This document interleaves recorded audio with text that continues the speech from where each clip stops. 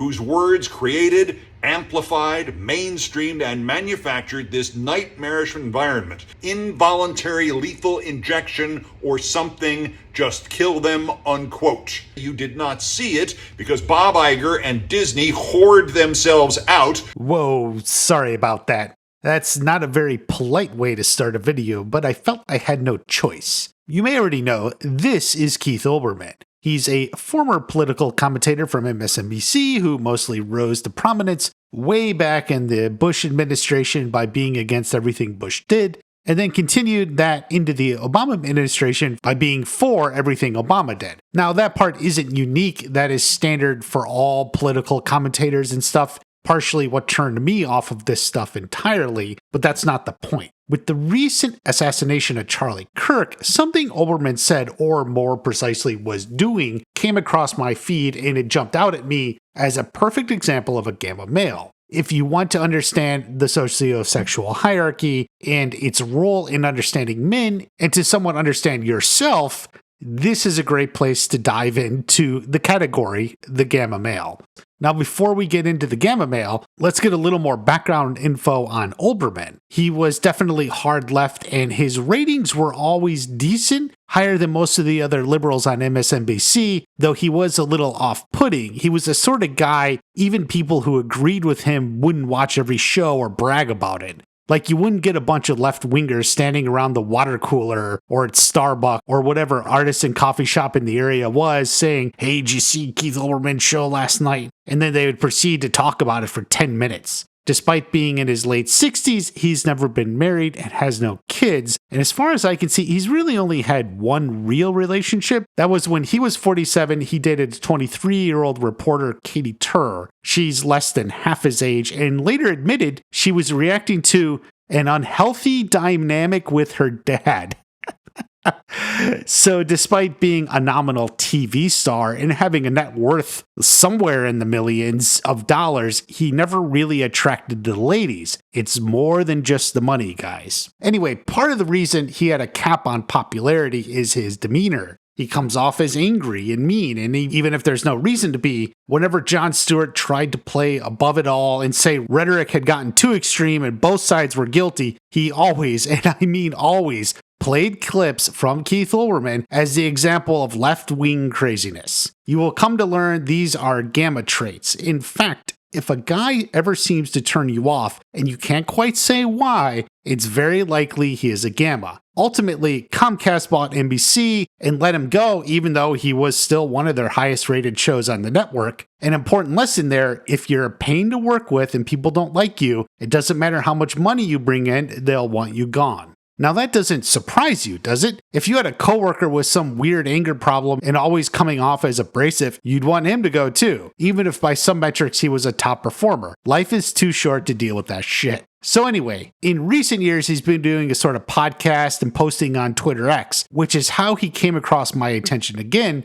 and I saw such an easy to identify gamma trait. But before we go further, you should know a little bit more on the socio-sexual hierarchy that we're talking about, because it's both straightforward, but will take you a while to get it. I didn't invent it, but I think I understand it well enough to talk about it here. Plus, it's been massively abused by grifters, and frankly, I would like to get it a little bit more clear, so more people can understand it properly. So this chart I made. Now previously I had one that looked like a pyramid, but I got rid of that because it confuses the relative size of the different categories. This is probably more accurate, or the most accurate. The omega is fairly small and at the very bottom, followed by the gamma. While you may not have known many omegas in life, you certainly have come across different gammas. In some ways, gammas are worse than omegas because they actively get involved in such, whereas the omegas are mostly just outside of normal society as they can be. Now, delta and bravos are the categories the vast majority of men fall into.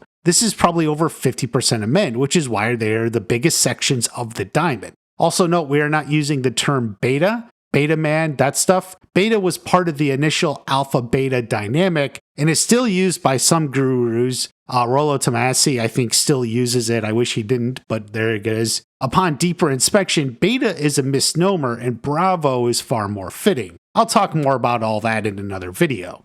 Then, of course, you have the alphas at the top. And then within the alphas, there's the subset of sigmas. They're the fewest in number as they have the smallest section. They're equivalent to alphas, as you can see, but they're not with alphas. They operate independently. The term sigma male has been completely bastardized by gurus peddling nonsense to low-tier guys who desperately want to feel better about themselves. I already made a video on that one. Ignore that stuff and don't think too deeply about what it means to be sigma now. Okay, so that's the basics of the hierarchy, and we will definitely come back to it. Try not to get wrapped up in any one detail at the moment. Today, we're talking about the gamma male, who is the one you most need to look out for. Now, I described Keith Olbermann earlier, and much of what I was saying were all gamma traits. Another one I want to add is somewhat how that relationship mostly started. The woman was living in Los Angeles and abruptly decided to move to New York. Keith Olbermann offered her a place to stay. Hey, ha ha. Yes, he swooped in like a white knight trying to help a girl out. He's just a good man, you see. While clearly they had some sort of relationship before this, notice how he gets her to move in wrapped in the pretense of something else. It gives him deniability if she rejects. I'm just being a good friend, you see. Imagine instead if he called her up and said, "You are too amazing to live 3,000 miles away. Why don't you pack up and move here with me and we can build you an even better career in New York?" More direct, sure, but also doesn't hide behind false pretenses. For some reason, this reminds me of how Harvey Weinstein would always be having auditions in his hotel room. Then, of course, when the young models and actresses arrived, he said he had to take a shower. It's like he had to create this whole separate reason to get naked. The indirect nature of it all just adds to that creepy feel. Total gamma behavior. If you ever see feminists complaining about toxic masculinity and entitled men, most often they're specifically talking about gamma traits. That's what they're referring to. It's worth noting that while people may occasionally have a few characteristics of different rank than their main rank, or as often happens, they get placed in a relative or situational position on the hierarchy. These men still almost always exude all the qualities of their primary station. What I'm saying is, you never stop being what you are, and a gamma will always be a gamma. In the situation of Olbermann, he was like an alpha to this 23-year-old woman, at least for a while. He was a rich TV star, and he was very, very confident. He probably came off as confident because he was lecturing or going on about stuff he knows really well, or stuff she didn't know much about, like maybe the New York political scene.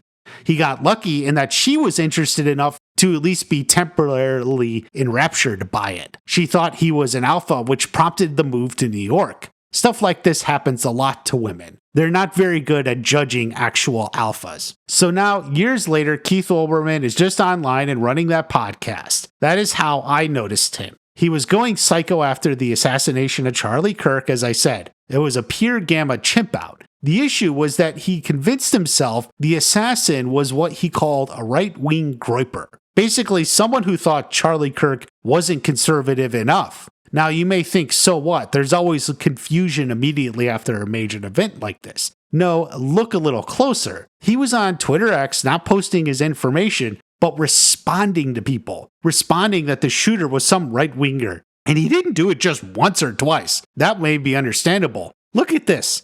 Look, again and again and again. He's responding to everyone. Elon Musk, Tim Pool, Laura Loomer, on and on. What kind of man does that? He's just responding to everyone, going off again and again. If you guessed Gamma Man, you would be right. Whatever you may think about Donald Trump, I'm sure you've heard of his Twitter usage. Now, Trump made bold, sometimes provocative statements. He still does, really. But think about it. Did you ever hear about Trump going on some Twitter rage where he was replying to person after person, 15 people the same day? In fact, Trump very rarely replies to anyone at all. That is the social media of an alpha, and you should probably accept that is where Trump is. Like the simple fact that people everywhere are saying, "Thank you for your attention to this matter," is very much how the world follows an alpha. In contrast, the social media of a gamma looks like this, all within the span of less than 24 hours. Now, the simple fact that it wasn't true probably also fueled Olbermann. The inner knowledge that he was probably wrong can actually make some people double down on their fantasy. A gamma lives in a world of lies, to himself and to others. So by hammering it again and again and again, he was almost trying to will it into existence. That's what he wanted it to be. He didn't accept the truth. He just kept repeating something, trying to make it true, trying to get people to believe it was true. That's why it's so easy for Olbermann to embrace a particular untruth. I'll explain all this more in another video. A few other important notes. The hierarchy is about men's relationships with each other and women. It exists outside of morality and other factors. Those are always separate discussions. Someone who is an alpha is not a moral superior. In fact, they tend to be prone to a lot of immoral behavior because they're so attractive to women. Likewise, things like political ideology aren't set by the man's rank.